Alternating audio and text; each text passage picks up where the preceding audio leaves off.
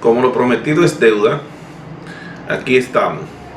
Habíamos prometido o nos habíamos comprometido con nuestros alumnos de Introducción a la Filosofía para elaborar una especie de video que nos permitiera comprender un poco las claves de la moral kantiana, en qué se basa. Entonces aquí estamos. Básicamente Kant tiene un libro donde expone su teoría moral, que es el más conocido, es el Fundamentación de la Metafísica de la Costumbre. Es el que se ha difundido, es una especie de manual para entender su filosofía práctica. Lo primero que uno trata de hacer es, en las aulas, que los estudiantes entiendan el concepto de metafísica de la costumbre, porque el concepto metafísica en sí mismo hay que entenderlo para entender por qué él quiere que de la moral, se supone que es una actividad social, se haga una metafísica de la costumbre. Entonces, ¿cuál es el origen del concepto metafísico? Uno trata de explicarlo. En la filosofía de Occidente, el concepto metafísico lo conocemos por la clasificación de la obra de Aristóteles. Y esa obra de Aristóteles, al clasificarla, colocaron en un tramo todos los libros que hablaban sobre la naturaleza, sobre la biología, la botánica, sobre la física.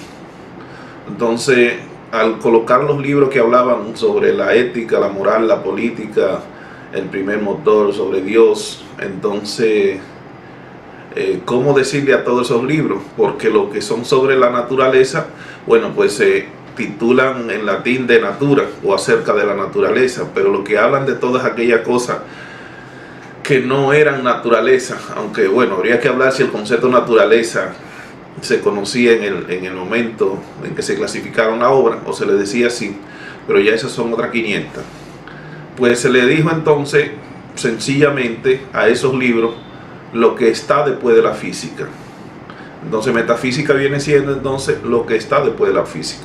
Tan sencillo como eso, no nada trascendente. Ahora, en la Edad Media, en la Edad Media, el concepto metafísica adquiere otro sentido, porque para los pensadores de la Edad Media, el concepto metafísica se tomó como aquello que hablaba no acerca de la naturaleza, no solamente de la naturaleza, y que hablara de la sociedad y esas cosas que de alguna manera son físicas, sino que el concepto metafísica se relacionó con el mundo que está suprahumano, en este caso el mundo divino.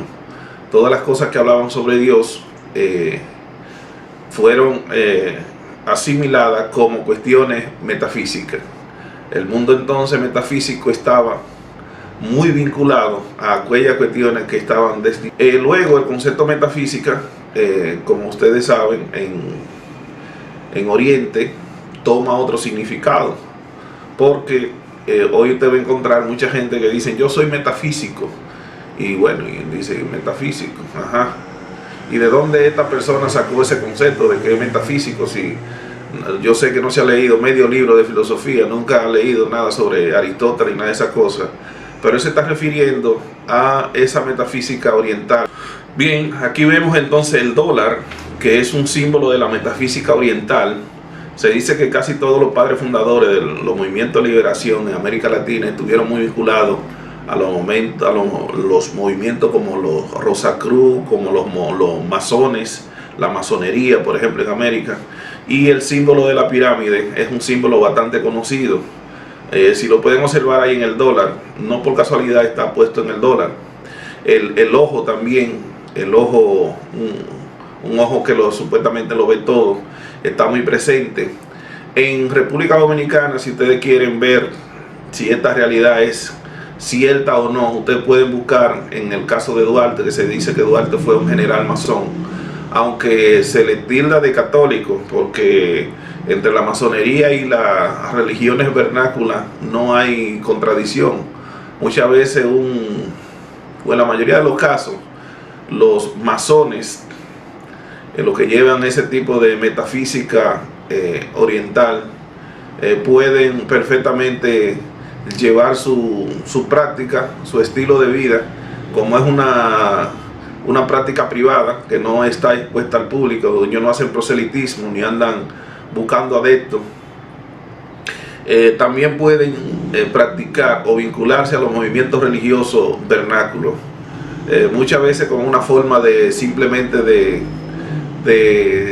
estar vinculados culturalmente con la gente del patio, aunque necesariamente ellos no sean, esas no sean sus creencias ni su verdadero estilo de vida. Entonces, en el caso de la República Dominicana, ustedes pueden ver que la Trinitaria no por casualidad está ahí. O sea, si usted ve la Sociedad Secreta de la Trinitaria, y se iban a reunir en unidades de 3 también, 3 por 3 son 9, y por 3 son 27, y 27 es el día que se eligió para de la Declaración de la Independencia. También en la bandera usted puede encontrar que son 3 colores, también son 3 los símbolos: Dios, patria, libertad. ¿Qué significa costumbre? Ya entendimos un poco, o ya pudimos ver lo que significa metafísica. Ahora vamos a entender qué significa costumbre.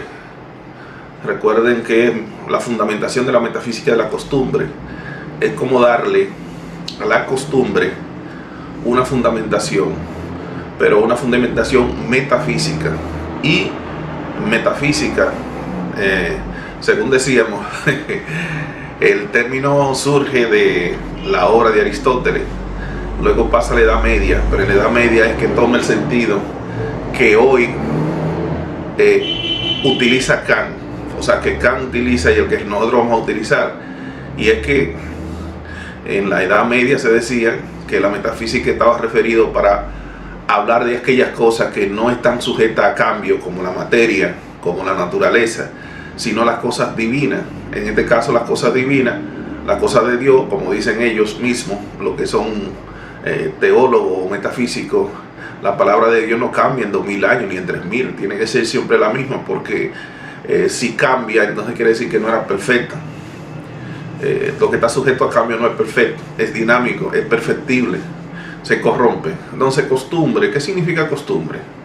Bueno, el concepto costumbre es un poco terrible de definir, porque la costumbre uno podría decir que son buenas y son malas, pero buenas y malas ¿en función de qué? En función de nuestra cultura o en función de la cultura del otro.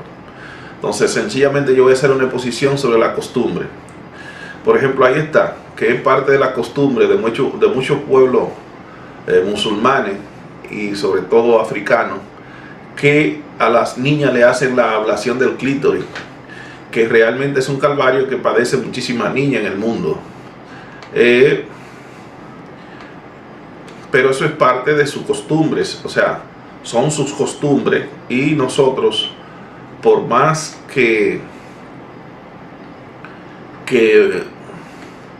estemos o no estemos de acuerdo, sencillamente no tenemos nada que opinar ahí.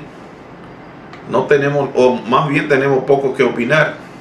Otro caso es el caso de los matrimonios. El matrimonio, por ejemplo, en nuestra costumbre es un matrimonio entre un hombre y una mujer únicamente. El hombre que tiene más de una esposa es un hombre infiel. La mujer que tiene más de un esposo es una mujer infiel. Pero sin embargo, la cultura musulmana, usted puede ver cómo la cultura musulmana maneja dentro de su costumbre sin problema que un hombre pueda tener 4 o 5 mujeres, 4 legalmente, pero puede tener muchísimas concubinas. Eso es parte de la costumbre de ellos. Pero también puede ver en Nepal cómo una mujer puede casarse con varios esposos. Ahí en la fotografía que le estoy mostrando es una señora que está casada con 5 hermanos. Ya usted puede imaginar aquí el escándalo que sería en República Dominicana, el dominicano que se case con 5 hermanas. Sería un perverso, como diríamos nosotros. O la mujer que se case, porque todavía el hombre que se case con 5 hermanas, habría mucho, por lo menos los hombres dirían, no es un león, pero Si una mujer que se casa con 5 hermanos aquí diría, no, eso es una loca, una vagamunda, esa mujer no sirve. Sin embargo, en otras culturas es una mujer normal, una mujer normal. Aquí tenemos un caso de la costumbre, y en este caso no se trata de la ablación del clítoris, sino de la mutilación. Es una práctica que se hace también en algunos países musulmanes, en África sobre todo, donde en vez de cortarle el clítoris a la niña, lo que hace es que le dan unos cuantos puntos ahí en la vagina. Cuestión de que se cierre y que el esposo sea el que tenga el trabajo la noche de boda de con una navaja o con algo quitar esa tela, cortar esa tela con una navaja o algo, cortarla, y luego con su pene hacer la perforación que es requerida para consumar el acto sexual en el matrimonio. Muchas mujeres mueren desangradas por esta práctica. Sin embargo, muchos países la mantienen como una práctica deseable, porque eso le asegura a las mujeres supuestamente un matrimonio, un buen matrimonio, porque eso le da de alguna manera la garantía de que la mujer no ha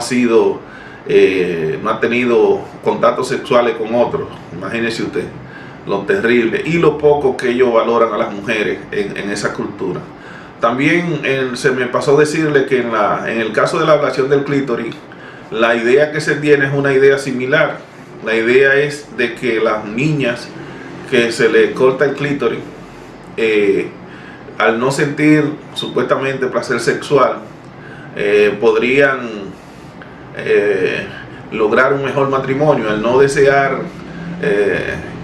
tener sexo con mucha frecuencia, podrían entonces tener un esposo, podrían encontrar un esposo, o más bien los esposos, los hombres buscan este tipo de mujeres porque le aseguran una cierta fidelidad, lo cual es una cosa terrible, porque se ve que en esa cultura no se valora a las mujeres, no se valora el ser humano. Más bien el ser humano es cosa, aunque aquí en esta cultura es cosa, pero en esa cultura todavía es peor.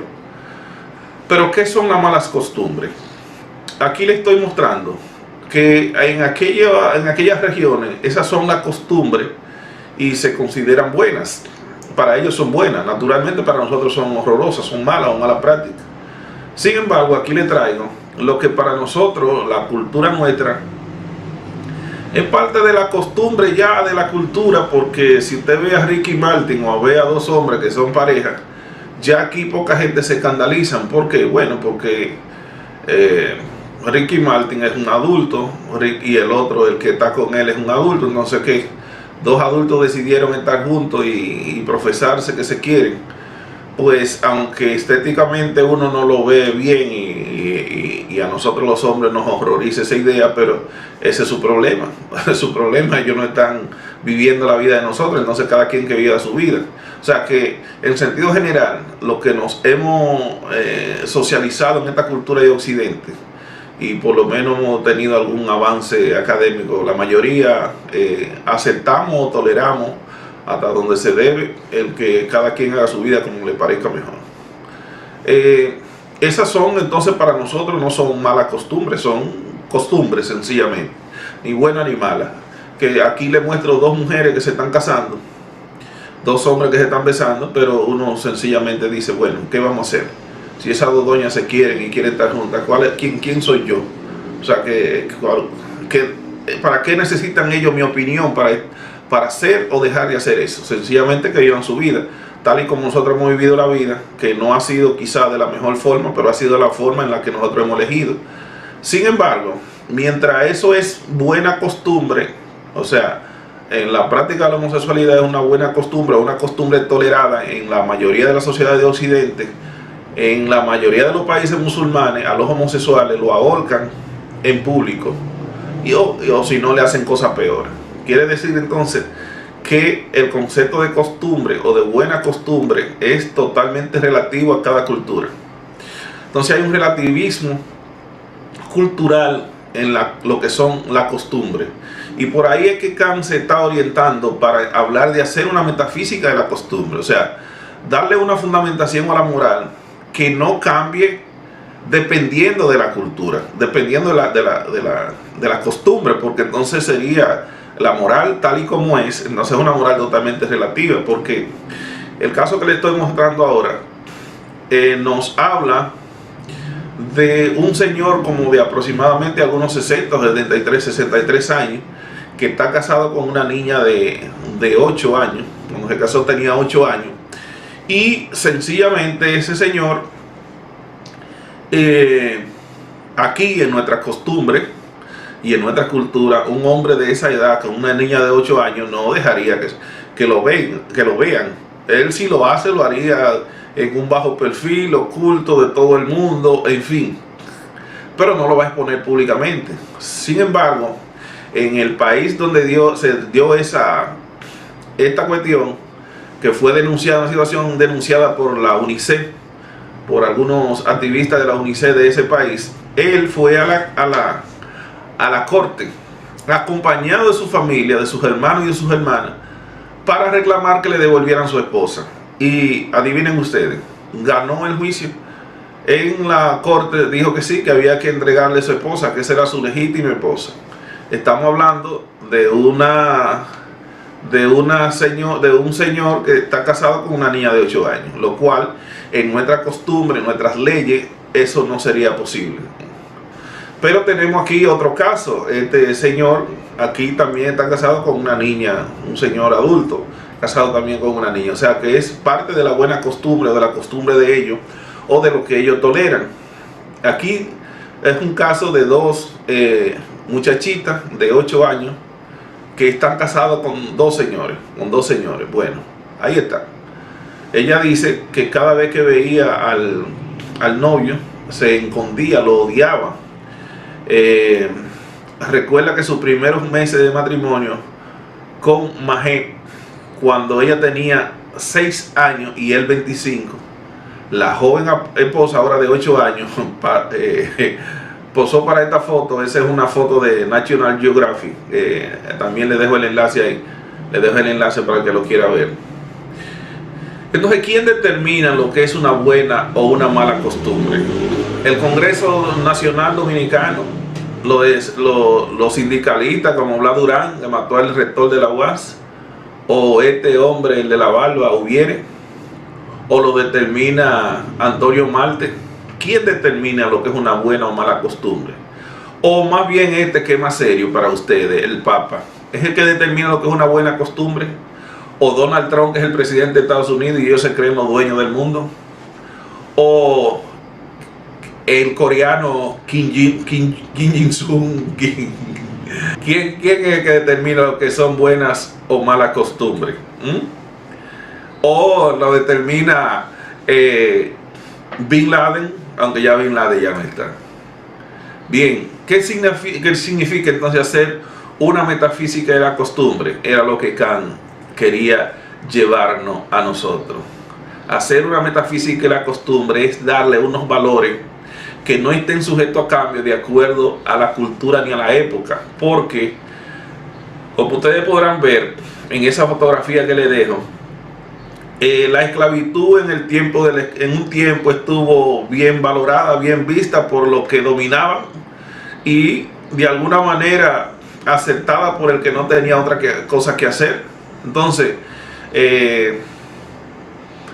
si existiera una metafísica de la costumbre, entonces lo que es bueno, lo que es malo, debería ser bueno y malo en todas las épocas, no relativo a la época y a la cultura. Entonces, por eso Kant dice, obra de tal manera que la máxima de tu conducta pueda valer siempre como ley universal. O sea, compórtate de una manera que la conducta que tú exhibas pueda ser como una ley universal. Y si es una ley universal, entonces sería válida para el tiempo del esclavismo, para el tiempo del feudalismo y para el tiempo del capitalismo. Y si hay un tiempo del socialismo, también sería válido. Tu conducta sería válida para todas las épocas. Aquí tenemos el caso de la corona, que había una pirámide social, aunque en el esclavismo había una pirámide social que estaba por ejemplo el esclavista y estaba los esclavos, pero la pirámide social en el feudalismo que conocemos, encima de todo estaba el rey, más abajo estaban la aritocracia y el clero, la aritocracia y el clero, y más abajo los caballeros, y naturalmente en la parte de abajo estaban los soldados, estaban los obreros, estaban los campesinos, estaban los siervos de la gleba. Entonces Kant también nos deja una máxima para esta expresión que dice: procede de modo que trate a la humanidad tanto en tu persona como en la de los demás, siempre como un fin en sí mismo y nunca como un medio. O sea, si nosotros aplicáramos esta máxima al tiempo de la esclavitud, al tiempo del feudalismo, sería casi imposible, porque al decir que tú trates la humanidad, tanto en mi persona como en la persona de los demás, siempre como un fin en sí mismo y nunca como un medio, quiere decir que yo no podría tratar al otro como esclavo, porque lo estoy tratando como un medio. ¿Como un medio para qué? Como un medio para que él me sirva a mí, para que trabaje y el producto de su trabajo sea para mi comodidad. Igualmente en el feudalismo, el campesino, el siervo de la gleba, los llamaban siervo de la gleba, que era un siervo que estaba adscrito a la tierra, no podía de ninguna manera disfrutar de lo que producía, sino que era para su señor la mayor parte de lo que producía, porque la tierra era del señor y él no podía ni siquiera mudarse de la tierra. O sea que era un asunto de que ahí no se le trataba como un fin en sí mismo, sino como un medio. Él era un medio para que el señor feudal viviera bien. Tanto era así que en la Edad Media el señor feudal se tomaba la atribución de cobrar lo que se llamaba, él tenía el derecho de prima notte, de primera noche. Y esa prima notte lo que quiere decir es que el señor feudal tenía derecho, cuando un siervo de lo de él se casaba, él tenía derecho a ir a buscar la esposa la misma noche de la boda, a buscar la esposa y amanecer con ella. Entonces, generalmente le hacía algún regalo, una vaina, un pedazo de tierra a ella y al marido, pero era una cosa sumamente abusiva. De hecho, hay una película, Corazón de León, donde se muestra una de esas escenas. Pero la prima notte era una realidad. Entonces ahí tenemos el capitalismo. En el capitalismo no podríamos nosotros decir que las personas obren de modo tal que traten a la humanidad, como tanto en su persona como en la persona de los demás, como un fin en sí mismo y nunca como un medio, porque según la gráfica que tenemos aquí, ustedes ven cómo los dos capitalistas que están ahí están exprimiendo el pueblo, o sea, sacándole los últimos sudores y centavos, porque ustedes saben que el dinero, realmente el dinero es la acumulación del trabajo de alguien, entonces convertido, claro, en un valor simbólico. Sencillamente, cuando usted ve que alguien se hace de dinero, es porque de alguna manera buscó la forma de sustraerle el trabajo del otro, poner a los otros a trabajar para él y él sustraerle su trabajo. En el socialismo se supone que la propuesta socialista es totalmente distinta a esto que le he narrado, porque el socialismo lo que está diciendo es que todos unidos, bueno, eso es una filosofía naturalmente, es una construcción social que si se logra, si se hace algún día, sería lo ideal. Bueno, todos unidos constituirían la fuerza, y se supone que todos unidos podrían ser dueños de los medios de producción, y esos medios de producción podrían producir para todos, y la distribución también sería para todos. Pero eso es, hasta ahora ha quedado en un bello ideal. La característica de la moral kantiana una de ellas es la siguiente: es una moral autónoma. ¿Qué significa que es una moral autónoma? Bueno, que la pauta de acción de la moral, el sujeto no la busca afuera. O sea, cuando dice que es autónomo, autónomo en lo que significa es auto, de sí propio, y nomo es ley. Es como quien dice entonces que se da su propia ley. Entonces el sujeto autónomo se da la ley. Por eso Kant va a decir más adelante que en la moral kantiana el sujeto es legislador y juez de su propia moral. Entonces es autónomo en ese sentido. Lo autónomo entonces sería lo libre, lo independiente, lo que no depende de nadie. Se basa en principios formales provenientes de la autonomía racional del sujeto. Principios formales, ¿por qué? Bueno, porque andamos buscando la elaboración de una metafísica de la costumbre. Entonces, si es una cuestión metafísica, tiene que ser principios formales. Y esas elaboraciones que hizo Kant de obra de tal manera que tu máxima se convierta en una ley universal para todos los seres racionales, ese es un principio formal, porque no está sujeto a una época, no está sujeto a una sociedad. También un tercer punto es que la moral kantiana es, en la moral kantiana cada persona es legislador, pues mediante su propia razón elabora la ley moral que le sirve como pauta de acción. O sea, el sujeto autónomo no espera que nadie le diga cómo debe actuar, sino que su propia razón le dice qué es lo bueno y qué es lo malo, qué es lo malo. O sea, nosotros podríamos preguntarnos, bueno, y para yo saber qué es lo bueno, ¿qué hago? Bueno, dice Kant, sencillamente colócate en el lugar del otro.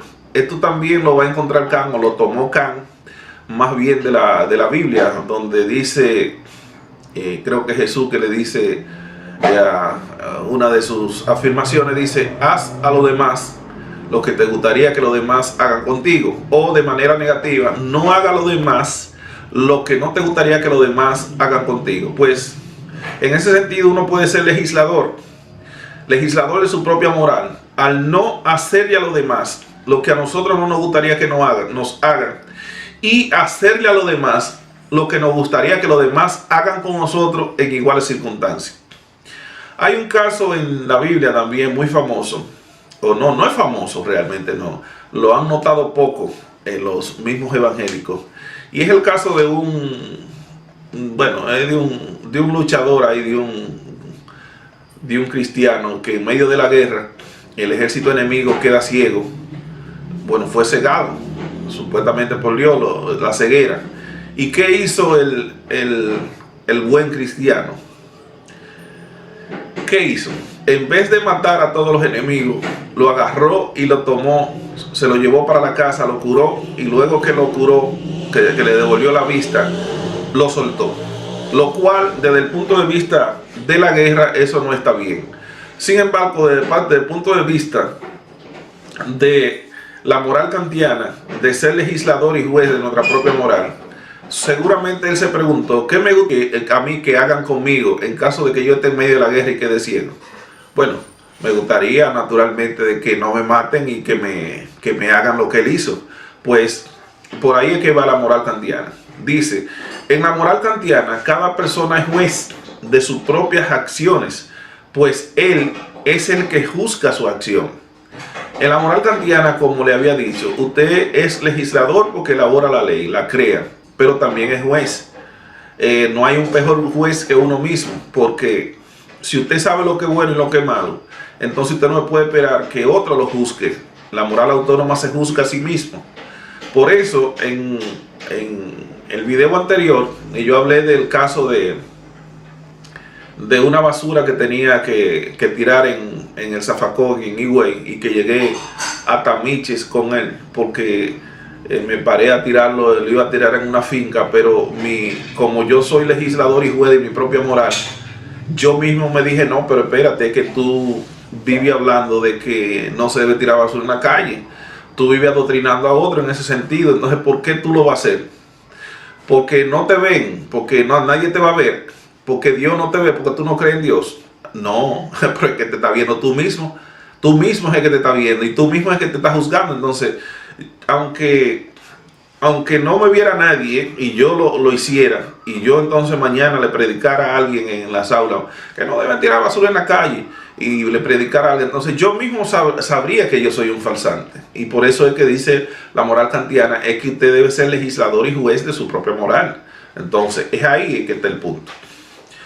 Según las pretensiones de Kant, es universalizable para todos los seres racionales. Bueno, esta es una de las aspiraciones de la moral kantiana, de que sea universalizable universalizable para todos los seres racionales. Incluso él dice que si fuera de este mundo existieran seres racionales, los seres racionales de otro mundo deberían comportarse de la misma manera en que nos comportamos nosotros, si realmente seguimos una moral autónoma. Diferencia entre la propuesta moral kantiana y la propuesta moral cristiana. Bueno, es una sutileza, pero es importante. Yo diría que importantísimo, porque la moral kantiana se basa en principios asumidos. Bueno, la moral cristiana, sobre todo, se basa en principios asumidos dogmáticamente por el sujeto. ¿Dogmáticamente en qué sentido? Bueno, cuando usted entra a una iglesia o cuando usted comienza a leer un texto sagrado, lo primero que le dicen es que lo que está ahí es la verdad. Y usted no tiene derecho a cuestionarlo, usted no tiene derecho a aportar ninguna idea. Usted no es nadie ahí, simplemente usted tiene que entrar con la cabeza baja, y aunque usted no entienda la cosa, aceptarla, que así es que están bien. Entonces eso es ser dogmático. El dogmático es el que acepta las ideas de otro o cualquier idea sin cuestionamiento. Sencillamente lo dijo una autoridad, y porque lo dijo esa autoridad es así. Eso es, por eso dice que al principio la moral cristiana es dogmática. En el caso de la moral cristiana, la moral kantiana es totalmente autónoma. Usted es juez y es legislador. En la moral cristiana usted ni es juez ni es legislador. Usted sencillamente es un esclavo que acepta dogmáticamente lo que se ha dicho en los textos sagrados, y quien sabe lo que es bueno o lo que es malo es el que da la ley, y el que da la ley no es usted. Entonces la moral cristiana se basa en principios heterónomos, no autónomos. Los autónomos son los kantianos, que usted se da su propia ley. Ahora, heterónomo es que está fuera, y nomos es ley, como le había dicho. Entonces, si la moral cristiana reside en principios, o se basa en principios heterónomos, quiere decir que son principios que vienen de fuera, son leyes que vienen elaboradas de fuera, son normas que vienen elaboradas de fuera, al margen de la conciencia del sujeto. Usted cuando llega a ser cristiano o a asumir una religión determinada, ya usted tiene que asumir esos principios sin cuestionamiento. Un tercer punto sería, en la moral cristiana, es que el sujeto no participa de la elaboración de la ley moral que le sirve de guía de acción. Usted no ha escuchado ningún cristiano, por más grande que sea, por más pensador que sea, diciendo que él le aportó a la moral cristiana algo. Eso está bien hecho así y así se quedó. El sujeto no juzga su propia acción moral en la moral cristiana, sencillamente lo juzga a otro. ¿Quién sabe lo que está bien, lo que está mal? Bueno, lo sabe Dios, o lo sabe el pastor, o lo sabe, qué sé yo, el que está arriba, el que te juzga, de acuerdo al texto. En la moral kantiana es totalmente lo contrario. El sujeto todo el tiempo puede juzgar su propia acción, y debe juzgarla. Se cimenta en un sentimiento de fe. Esa es la moral cristiana. Se cimenta en un sentimiento de fe, porque la fe no es racional. Entonces la moral kantiana, por el contrario, se cimenta en la razón del sujeto. Dice Kant que solo hay una cosa buena en la vida, y es la buena voluntad. Su formulación está dicha de la siguiente manera: solo la buena voluntad es buena en sí misma. ¿A qué se refiere con buena voluntad? Bueno, la buena voluntad es buena, o más bien la buena voluntad no es buena por la acción que realiza, sino por la intención que mueve la acción. ¿Qué significará esto?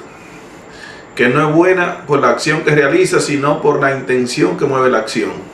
Podríamos señalar muchísimos casos, pero aquí le estoy mostrando la imagen de un niño que aparentemente está abrochando o cerrando el zipper de su hermanita o de una muchachita, suponemos que su hermanita, que van para la escuela. ¿Es buena él lo hace por buena voluntad en sí mismo, o es una buena voluntad como medio, o es sencillamente porque él ama a su hermanita? Y dice Kant que en la vida todas las acciones o tienen un precio o tienen dignidad, o más bien tienen un precio o tienen dignidad. Las que tienen precio son aquellas que se cambian por otras, o que uno la hace esperando recibir algo equivalente, y las que tienen dignidad son las acciones que se realizan guiadas por la razón o por la buena voluntad en sí mismo. Entonces, en el caso de la niña, del niño que le cierra el zipper, nos preguntamos si es una buena voluntad en sí mismo o una buena voluntad porque la quiere, por inclinación en este caso. En el caso de la Madre Teresa de Calcuta, que realizó una gran obra de dar auxilio, de dar servicio a aquellos que estaban en la calle sin ningún tipo de protección social. Ella los recogía de la calle, le daba comida, le daba, bueno, medicina hasta dónde, porque existieron críticas también al método que ella usaba, pero era soporte de acompañamiento más que otra cosa que ella daba. ¿Lo hizo por una buena voluntad o lo hizo guiado por su creencia religiosa, su vocación religiosa, porque Dios lo iba a premiar? Si es porque Dios lo iba a premiar, entonces no es una buena voluntad en sí mismo, sino una buena voluntad como medio. Yo hago una cosa que beneficia a los demás, pero que finalmente yo espero algo. En este caso no de la persona que le estoy haciendo el favor, sino de Dios. También tenemos el caso del doctor Jiminián, Cruz Jiminián, que es un famoso médico dominicano, creo que de Salcedo, que ha hecho una gran labor social en Cristo Rey. Uno se pregunta si la obra que realiza, que es una obra, me consta que es una obra social auténtica, o sea, muchas personas sin recursos han encontrado apoyo para curar sus enfermedades. Pero hay mucha gente que se cuestiona si es por buena voluntad en sí mismo, es que él es así, o es una buena voluntad como medio. O sea, es el medio que él ha encontrado de encontrar fama y fortuna. Yo realmente no me atrevería a opinar, porque es una obra que es muy fácil criticar el que hace cosas. Yo no soy dado a criticar al que hace cosas. El que hace eso que él está haciendo hace más que yo, entonces ¿por qué yo tengo que criticarlo? ¿Por qué debo criticarlo? Pero viéndolo desde el punto de vista de la moral kantiana, queda siempre la duda de si lo hace por una buena voluntad en sí mismo o una buena voluntad como medio. También le muestro una imagen interesante aparentemente es un niño que en medio de un aguacero se lanza al aguacero y tiene en brazo un cervatillo. Uno se pregunta si lo que motivó al niño o a la persona que tiene el cervatillo en el aire, es lo que lo motivó fue salvarle la vida al animalito, o es una buena voluntad como medio.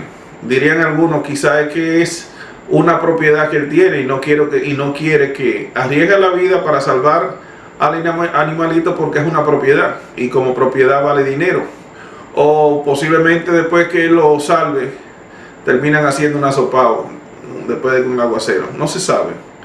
También está la imagen de este turista que se quita los zapatos en medio del solazo y se los regala a una niña que aparentemente anda mendigando en esa zona turística.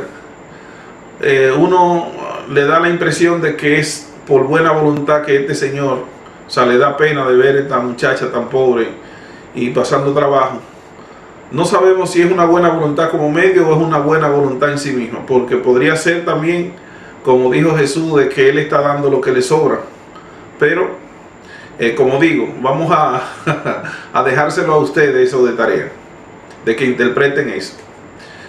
¿Qué es una buena voluntad como medio? Es una de las cuestionantes para entender, una de las claves para entender la moral kantiana. Una buena voluntad como medio se expresa de la siguiente manera. Kant, por ejemplo, dice que el comerciante que vende a precio justo, a un precio, o sea que no varía los precios, que incluso un niño puede ir a comprar y él le vende al mismo precio que a un adulto. O sea, el niño lo podría engañar, pero le vende al mismo precio que a un adulto. Él no lo hace por una buena voluntad en sí misma, sino como una buena voluntad como medio. ¿Cómo se puede ir a entender lo de buena voluntad como medio? Bueno, porque él le vende al mismo precio al niño, al adulto y a todo el mundo, porque desea robarle los clientes al comerciante del frente o al comerciante del lado. Si él varía los precios, pues entonces no estaría en competencia, no podrían entrar en competencia. Y él lo que quiere es que todos los clientes vayan a su comercio. Incluso si pudiera vender un poco más barato, lo haría para que todo el mundo fuera a comprarle a él y no al vecino o al hermano que está al lado. Para saber si lo hace el comerciante con una buena voluntad en sí mismo, habría que ponerlo a él, por ejemplo, en el desierto, que esté en el desierto donde él sea el único comerciante que vende agua o que vende un producto que todo el mundo necesita, para que ustedes vean si él vende a precio justo como buena voluntad en sí misma o una buena voluntad como medio. Le puedo asegurar que subiría los precios tanto como se pueda. A la ley de oferta y demanda. También tenemos la imagen de la joven que estudia para pasar todos los exámenes. Uno se pregunta si ella estudia y pasa todos sus exámenes por una buena voluntad en sí mismo o una buena voluntad como medio. La mayoría de los estudiantes, yo diría que el 98% de los estudiantes estudia por una buena voluntad como medio, o sea, para poder pasar los exámenes y para lograr la titulación que buscan. Pocos estudiantes estudian por una buena voluntad en sí mismo. En este caso, una buena voluntad en sí mismo sería estudiar sin que nadie le esté exigiendo a usted estudiar, sin que a usted le importe sacar la mejor nota en el examen, sino aprender.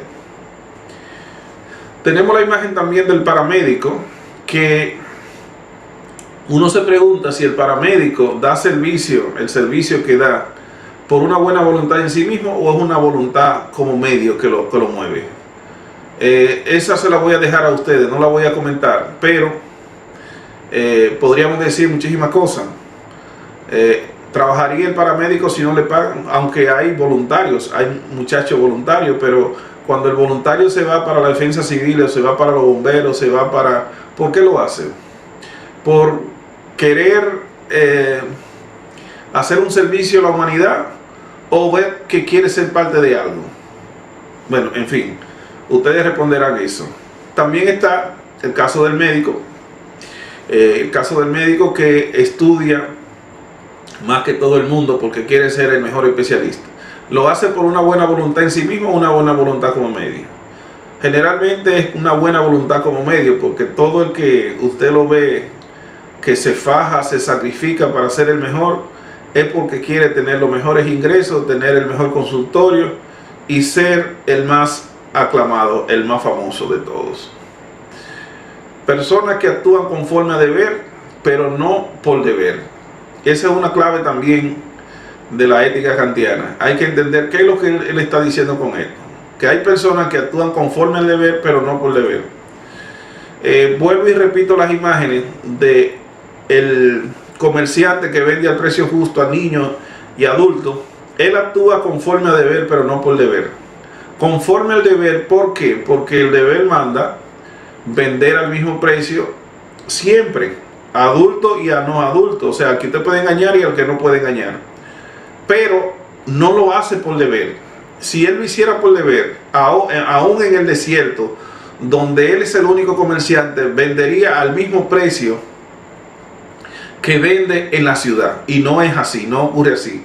El comerciante, cuando él es el único que tiene un producto en la plaza, usted lo ve que comienza a especular y a especular con ese producto hasta que saca todo lo que puede sacar de ello. Igualmente, el estudiante que estudia y saca la mejor nota en el examen, actúa conforme al deber, pero no por deber. O sea, conforme al deber porque el deber manda que el estudiante estudie todo lo que tiene que estudiar para sacar la mejor nota en el examen y sacar el conocimiento que fue a buscar a la universidad. Pero no lo hace por deber porque si la mayoría de los estudiantes, y no lo digo porque yo soy profesor, sino porque también fui estudiante, y vi muchos compañeros. La mayoría de los compañeros, de los estudiantes, si aparece por ahí un chivo donde ellos pueden fijarse de la respuesta, la mayoría tomarían la opción del chivo y dejan de estudiar para aprender. El caso del paramédico igual, actúa conforme a deber, pero no por deber. ¿Por qué digo esto? Bueno, porque si usted actuara por deber, por el deber, usted, si el día que usted se acaba de casar, como una narración que hago en el libro que escribí, usted se acaba de casar y usted va a la luna de miel y en el camino encuentra unos accidentados. Si usted actuara por deber, usted que es paramédico dejaría de ir a la luna de miel y se detiene a dar primeros auxilios a esos accidentados. Pero poca gente hace eso. Igualmente el médico que estudia y se hace el mejor especialista actúa conforme al deber, porque las leyes, la ética de la profesión le obliga a hacerlo conforme al deber, pero no por deber. Porque cuántos especialistas, sabiendo que hay niños y hay personas adultas que necesitan de una operación, pero que no tienen los recursos para pagar sus servicios médicos, se hacen los suecos en el sentido de que no oyen, no ven, no entienden, y se distancian tanto, o sea, son tan hábiles los profesionales de la medicina que se distancian del paciente y de esos problemas. A ellos solamente le llegan las personas que tienen los recursos para pagarle. Usted no ve a un médico, nunca habla con un médico, siempre es el del seguro que lo atiende, o la enfermera, o un personal de salud secundario. Nunca usted ve a la persona que realmente lo va a atender. Él nunca se involucra con la parte humana de aquel que no tiene, de aquel que va a morir por falta de una operación que él sabe hacer y que no le costaría tanto salvar esa vida. Sin embargo, él tiene unos protocolos que no viola. Si no llegó con los recursos allá, él ni siquiera se entera de que eso pasó. Entonces, son personas que actúan conforme al deber, pero no por deber. Dice una nota que tengo aquí, es que dice que todos ellos usan la buena voluntad como medio. Sus acciones son conforme al deber, pero no por deber. Aquí tengo dos videos que se los voy a dejar enganchado ahí, que habla de la buena voluntad en sí misma y la buena voluntad como medio. El primer video es sobre la viuda, el famoso pasaje de la viuda que da la última moneda que tiene, y Jesús lo comenta, que dice que ella dio más que todo el mundo, porque dio, mientras nosotros dan lo que le sobra, ella dio lo único. De un compañero del PLD, un PLDista serio, que fue a buscar una ayuda a la gobernación y le dijeron que había que tirarle una foto, y él dijo que no quería que le tiraran fotos para las redes sociales porque él necesitaba una ayuda, pero que no andaba mendigando, él no es un mendigo. Y pocos minutos después andaba en las redes sociales su imagen corriendo de que había recibido 5,000 pesos. Entonces fue, buscó el dinero y fue y lo devolvió. Y lo devolvió frente a la prensa. Cuestión de que se supiera. Entonces, muchos funcionarios e instituciones del gobierno tienen la costumbre de subir fotografías a las redes sociales de todas las ayudas que entregan, en su mayoría con los recursos del Estado. Domingo Mejía, un reconocido PLDista en este municipio de Pedernales, solicitó al gobernador Cruz Adán Heredia una ayuda económica para un problema personal y le correspondieron con 5,000 pesos. Pero una hora después, la fotografía estaba rodando por las redes sociales y Piedra, como le dicen, de 39 años, se dirigió a la gobernación a devolver dicho favor económico. Mira, estamos aquí, con esto no te estamos haciendo, no venga de hacerte daño. Solamente venimos a devolver eso. 5,000 pesos que recibí de una ayuda por un problema personal, y creo que es indignante, está rodando en las redes sociales. Yo te digo algo. Justamente siéntate, tranquilo. Ya ves, estoy entregando los 5,000 pesos.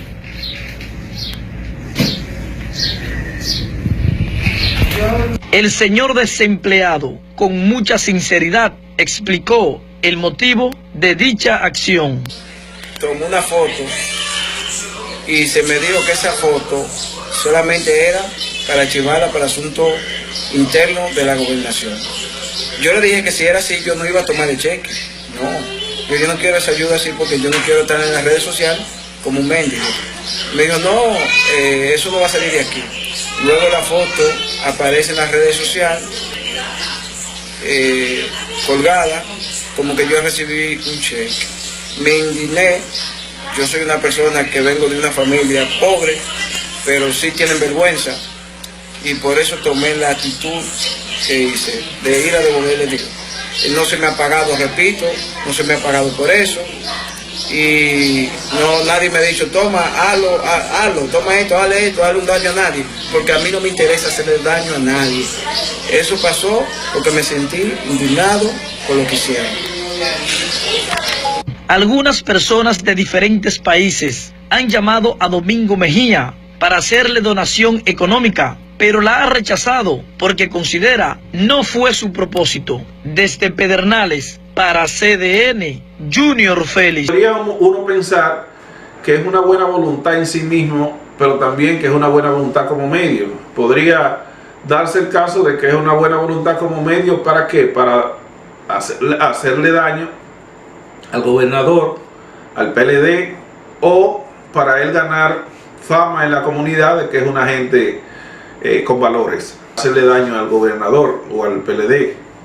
Pero lo que llama la atención, y por eso estoy inclinado a creer de que fue una buena voluntad en sí mismo que le llevó a devolver ese dinero, es que a él le ofrecieron, dicen que desde el exterior inclusive le estuvieron llamando para hacerle donaciones de dinero y él los rechazó porque su intención no era esa, no era de que la gente le esté dando, él no es una gente que mendiga. Por eso me inclino a creer que es un ejemplo de buena voluntad en sí mismo y no una buena voluntad como medio. Kant tiene, para entender su ética también, hay que conocer el concepto de dignidad. ¿Qué es la dignidad?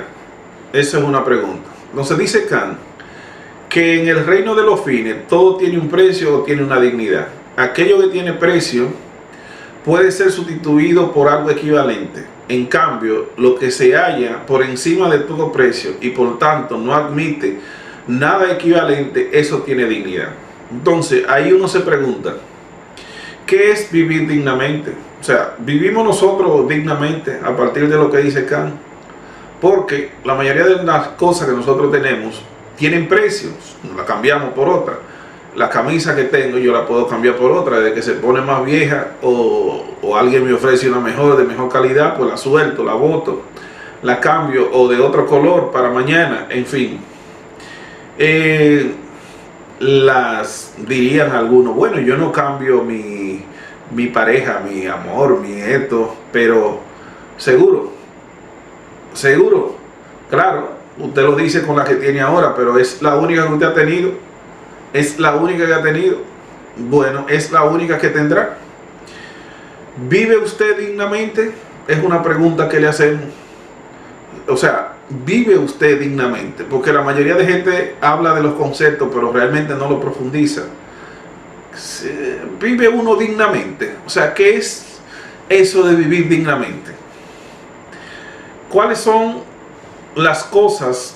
¿Cuáles cosas tienen dignidad en la vida de uno? O sea, es una pregunta interesante. ¿Cuáles cosas tienen dignidad en la vida de uno?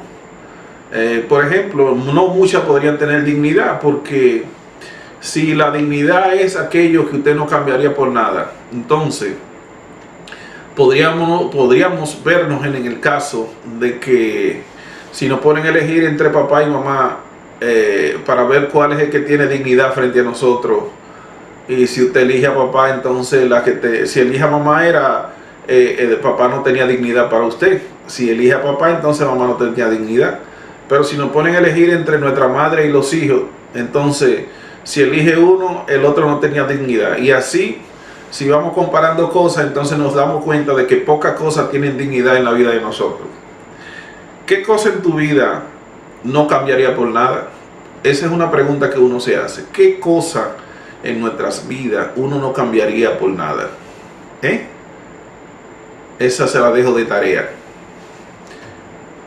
Otra clave para entender la ética kantiana es que Kant dice, o se pregunta más bien, que cuando una ley se cumple por deber y cuánto se cumple por egoísmo. Podemos volver al caso del comerciante. O sea, el comerciante cumple la ley más bien por egoísmo que no por deber. Ya le decía que si fuera por deber, él vendiera al mismo precio, aunque fuera el único comerciante que tiene mercancía. Sin embargo, él cumple la ley por egoísmo, inclusive se va al extremo, porque si hay un colmado en la esquina y hay otro al frente, en la otra esquina, ustedes ven que ellos viven haciendo oferta en el sentido de uno da un producto más barato y el otro del otro, cuestión de que los clientes se vayan todos para donde ellos. Dice, se cumple por egoísmo cuando la acción que se realiza por indignación, buscando un premio, un reconocimiento, por miedo, porque nos produce satisfacción. O sea, todo eso es inclinación y entonces eso es egoísmo, como dice Carlos. Aquí le muestro la fotografía. Bueno, es una foto del donde vive mi mamá, ahí al frente ya tiene unas orquídeas, donde dice que se cumple por deber cuando la acción se realiza por estricto mandato de la razón. Aquí en este caso yo podría especular sobre una señora enfermera que yo conocí en Miches, que ella era la única enfermera de ahí, de ese barrio. El marido de ella, que era pescador, tenía sus hijos con ella, pero también tenía una mujer con la que tenía 2 muchachos más. Entonces, ¿qué pasa? Que un día se presentó la emergencia de que la mujer del marido, la amante del marido, se le presentó con uno de los muchachos del marido para que se lo inyectara allá en su casa, porque era una emergencia y no había otra persona que la pudiera inyectar. Entonces, esa mujer estaba que botaba chispa, botaba candela. Naturalmente ella no quería hacer eso, pero lo inyectó, y lo inyectó bien, o sea que no le hizo un daño al niño. Entonces, en este caso uno podría decir que actuó por un mandato de la razón, porque evidentemente que ella no quería, o sea, no estaba inclinada a querer hacer eso. Aquí dejo un corte también, porque otra clave para entender es la moral kantiana, es entender el concepto de autonomía y heteronomía moral. En el caso de la heteronomía moral, heteronomía es un concepto compuesto. Yo había dicho algo al principio. Hetero, desde fuera. Nomos significa norma, regla, ley, pauta. Quiere decir que heteronomía quiere decir que las normas vienen de fuera, que las leyes vienen de fuera.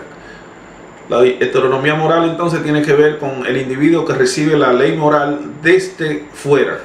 ¿Qué personas nosotros encontramos así? Los que son religiosos. El que es religioso tiene una moral heterónoma, porque por ejemplo, el que lleva su vida conforme a lo que dice la Biblia, él sencillamente no estaba cuando hicieron las reglas de conducta moral por la que se ríen los que creen en la Biblia. Es una moral entonces heterónoma.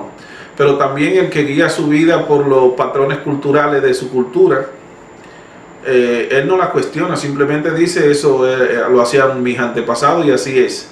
El que lleva su vida por un sindicato, por un partido político, en fin. En el corte anterior nosotros vemos cómo este individuo, el guerrero que está ahí, simplemente porque el amo, el jefe, le da una orden, él le corta la cabeza a ese pobre campesino. Se ve en un momento como que él cuestiona un poco la orden, pero finalmente lo hace, porque para él el que está matando no es él mismo el que tiene la espada, sino el que dio la orden.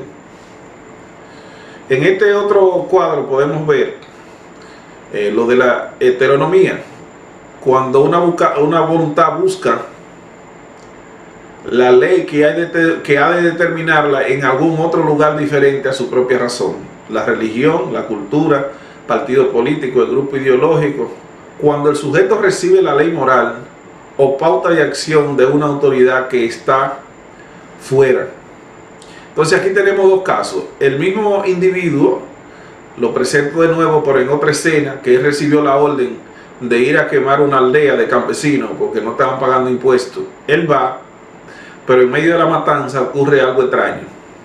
Y también le dejo colgado el video del evento que en 1945, el 6 de agosto de 1945, cuando se lanzó la primera bomba atómica, el avión que lo lanzó y el piloto que lanzó la primera bomba atómica, realmente él no sintió que estaba haciendo algo malo porque su moral es heterónoma. Heterónoma en el sentido de que a él lo mandaron a hacer una misión.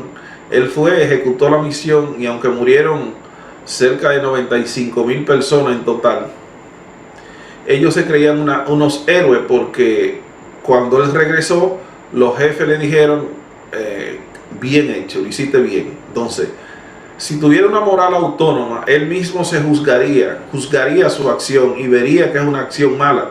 Sin embargo, este individuo realmente ha vivido todo el tiempo, vivió todo el tiempo sin pedirle disculpas a la humanidad por lo que hizo. Porque al ser un militar, el militar no se da a su propia regla moral, sino que él obedece a la institución que determina lo que él tiene que hacer, determina lo que es bueno y lo que es malo. Entonces, otra anotación que le tengo aquí es que cuando el sujeto realiza una acción y no recibe cargo y no siente cargo de conciencia, remordimiento o llamado de deber ser, hasta que su grupo sanciona el hecho como negativo. O sea, en el caso de que lanzó la primera bomba atómica, si los jefes de él y los soldados compañeros cuando él regresa le hubiesen dicho de que era un criminal, pues él se hubiese sentido criminal. Sin embargo, como lo recibieron como un héroe, él realmente se siente que es un héroe, siente que cumplió con una misión de su país, de su patria, y que no es un criminal, como es mi pensar. O sea, yo creo que el individuo, aunque es un acto de guerra, pero fue un acto criminal. Bueno, porque es un genocidio, fue ahí, o sea, los norteamericanos, que son los magos de querer justificar todo lo que está mal hecho en el mundo, pero si lo hacen ellos, siempre han querido justificarse diciendo que con eso salvan. Qué bonito.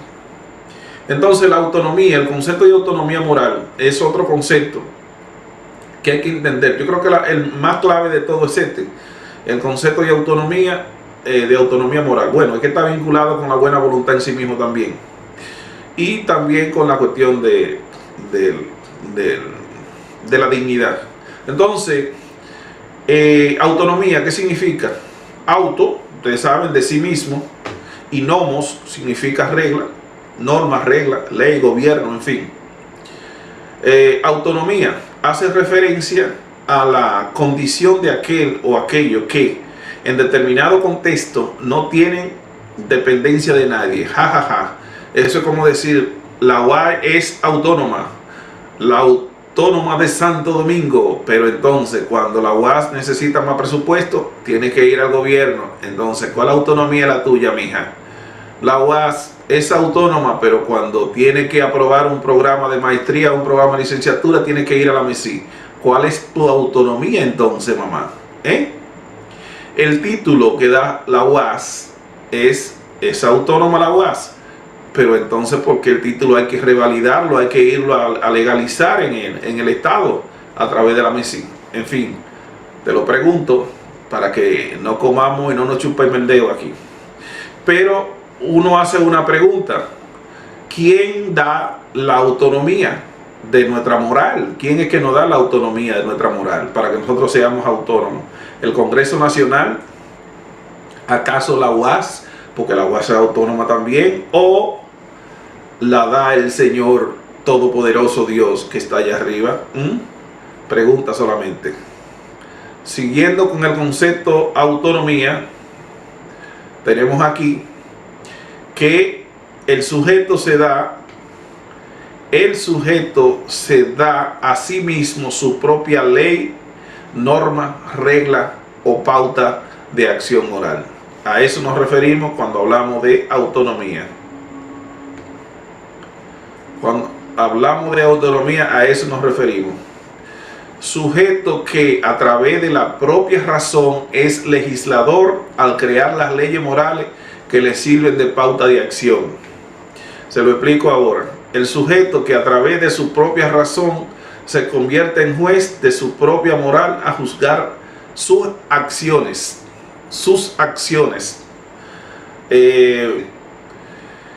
Que yo obraba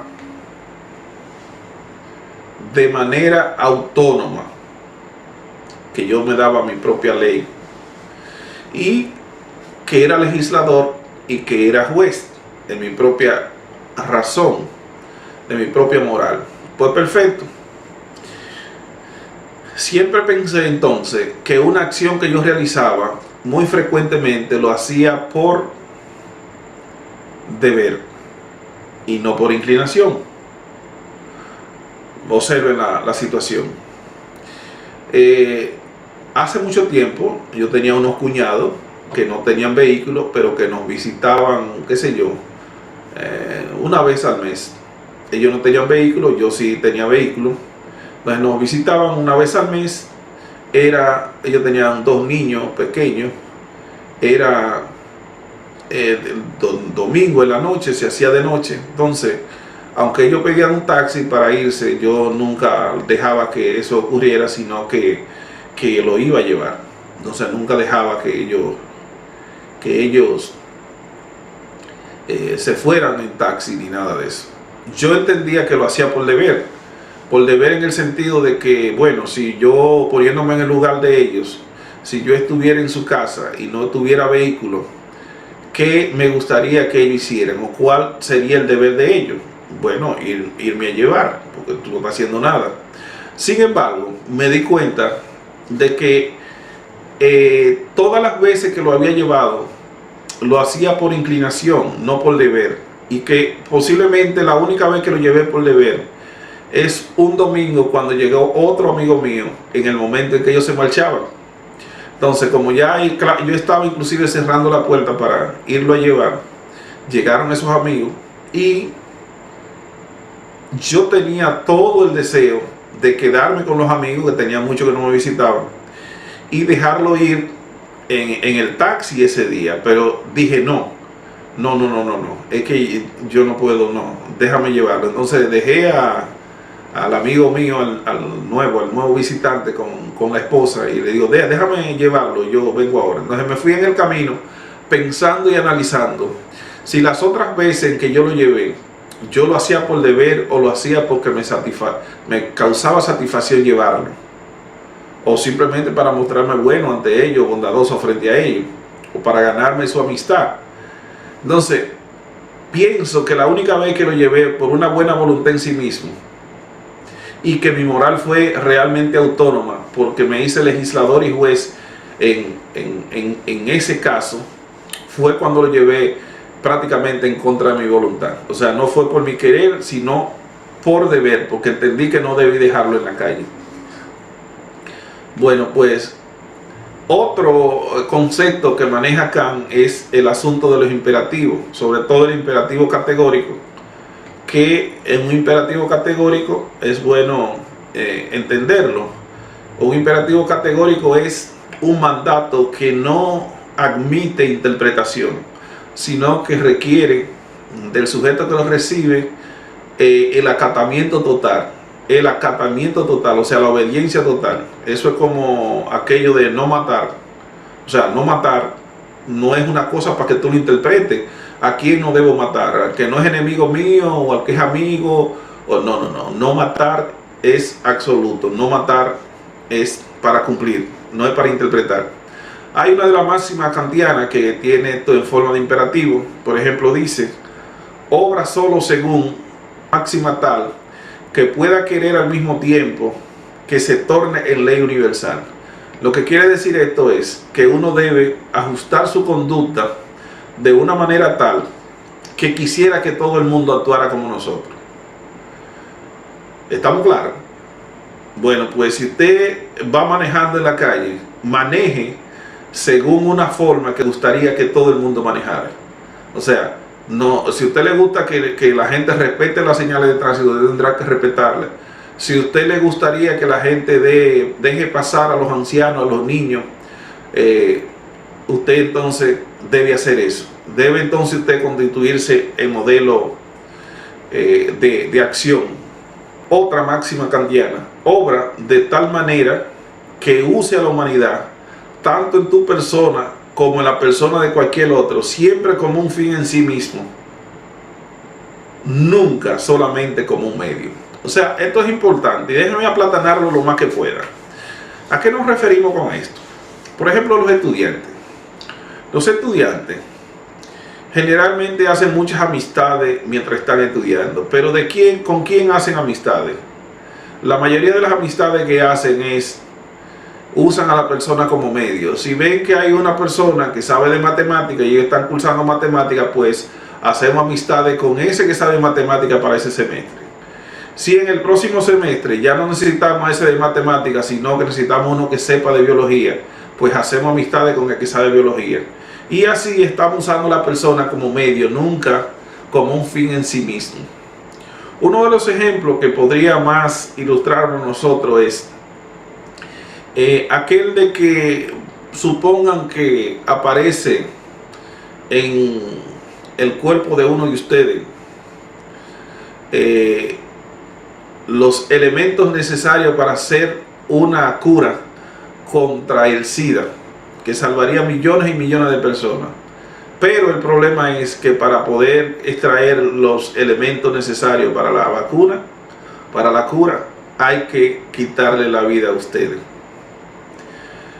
Si usamos a la persona como medio y no como un fin en sí mismo, entonces es justo que sacrifiquemos la vida de uno para salvar la vida de muchos. Pero si usamos a la persona siempre como un fin en sí mismo, nunca como un medio, entonces no es legítimo quitarle la vida a uno para salvar millones. Los políticos dirían: bueno, mijo, pero es mejor que muera uno a que mueran muchos. Pero son los políticos, la moral kantiana no entra en eso.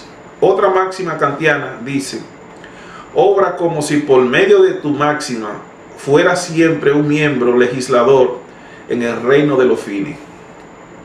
En el reino de los fines. O sea, quiere decir que cada acción moral que tú realizas, tú deberías hacerla como si tú estuvieras creando la ley de acción.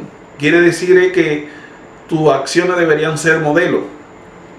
Tú deberías obrar, deberías actuar como si tu obrar se fuera a tomar como modelo para la acción.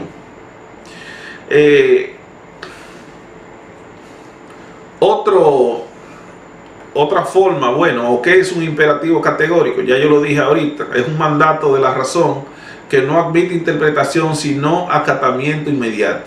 Entonces le traje simplemente para mencionar que algunos que dice, por ejemplo, no es legítimo matar. No es legítimo matar, sencillamente eso es acatamiento. O sea, usted no puede legitimar la muerte de ninguna manera. Por eso la cuestión de la pena de muerte, si usted dice, un estado que dice que es malo matar y entonces ordena la pena de muerte, pues se está contradiciendo, es una contradicción a todas luces. No debemos mentir. Entonces, ¿por qué no debemos mentir? Porque es que la mentira no se puede universalizar. Si todo el mundo miente, entonces no, el comercio entre las personas, el intercambio entre las personas no será posible. ¿Por qué? Bueno, porque si partimos de la base de que todo el mundo está mintiendo, entonces, ¿por qué yo debo creerte? ¿O por qué ustedes deben creerme a mí? ¿Por qué la universidad debe creer que la nota que yo pongo corresponde realmente a un trabajo que ustedes realizaron y que yo realicé? ¿Por qué creerlo? Entonces no habría forma de... ¿Por qué creer creer que el médico que está en el hospital realmente tiene una formación que le permite intervenirle en el cuerpo de ustedes con cierta profesionalidad, con cierta pericia. No, porque si entonces la mentira se hace universal. No debemos robar. Bueno, pero no debemos robar es un mandato, es un imperativo categórico. No es de que te ponga a interpretar que no debemos robar si estamos en una empresa privada, en La Sirena, qué sé yo. Pero si estoy en la empresa del Estado, donde lo que hay ahí de todos y de nadie, ahí sí puedo robar. No, el mano político, no sea mala maña, no sea ladronazo. Si usted entiende la ética kantiana y usted fuera un político serio, sabe que no debemos robar, no importa la circunstancia, no importa la circunstancia, no importa que te estén viendo o que no te estén viendo.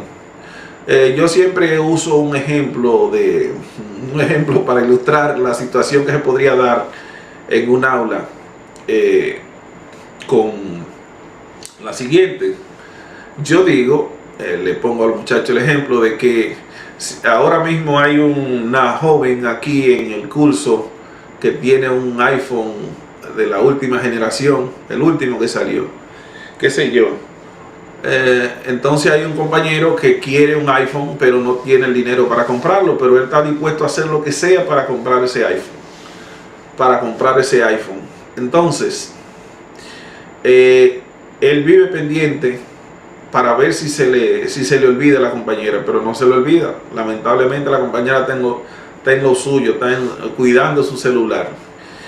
Pero al bajar la escalera, cuando ya salimos del curso, ella tiene su iPhone en el bolsillo de atrás para echarle vaina a los otros.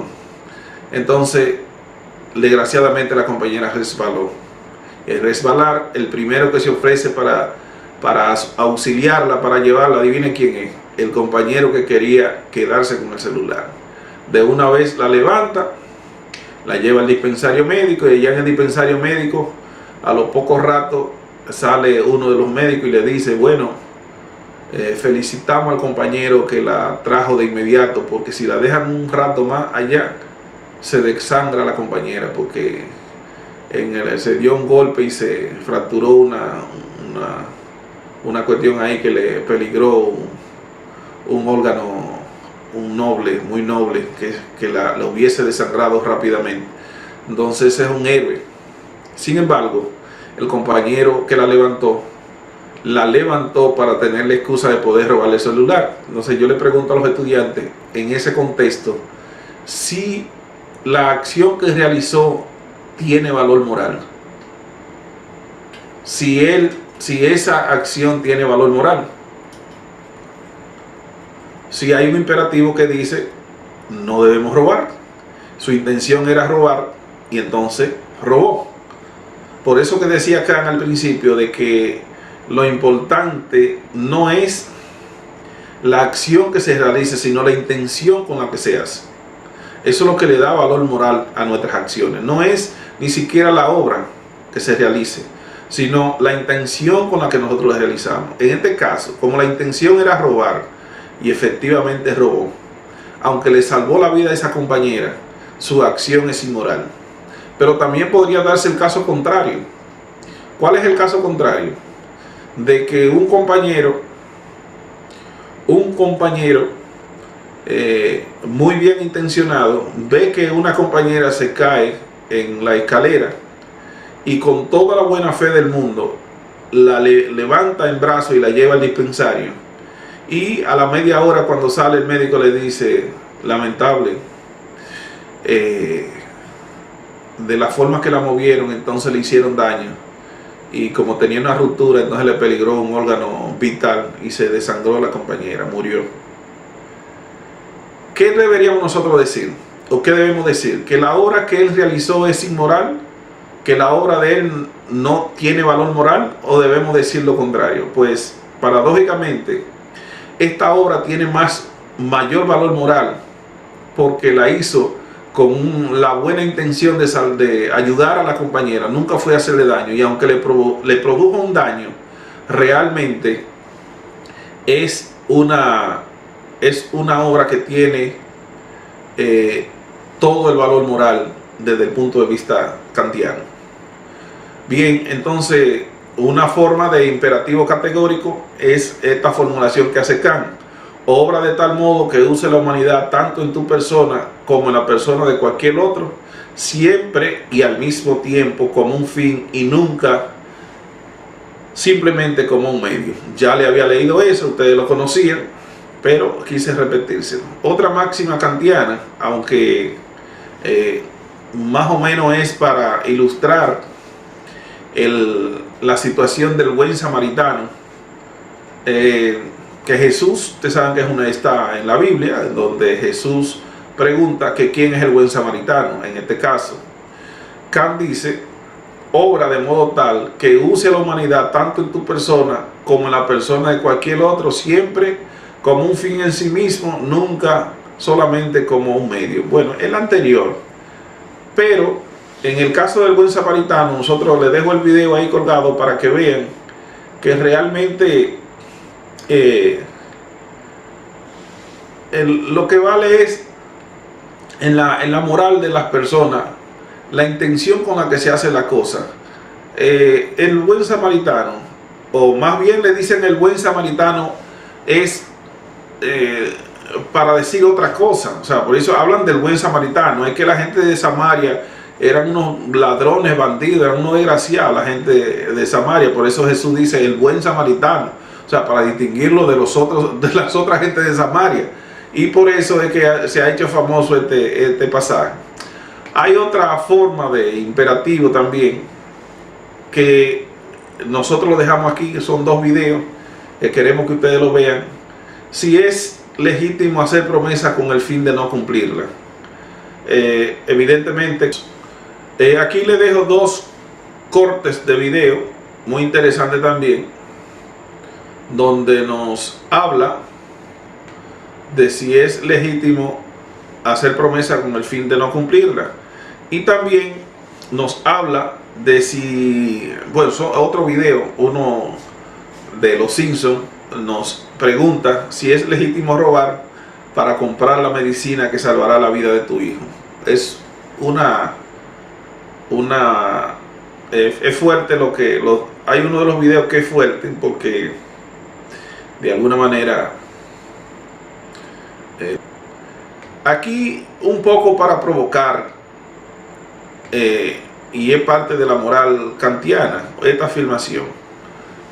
Él dice que el temor a Dios no tiene ningún valor moral. La ética kantiana se deduce que el temor a Dios, que aquel que obedece a Dios porque le teme, eso no tiene ningún valor moral. ¿Por qué?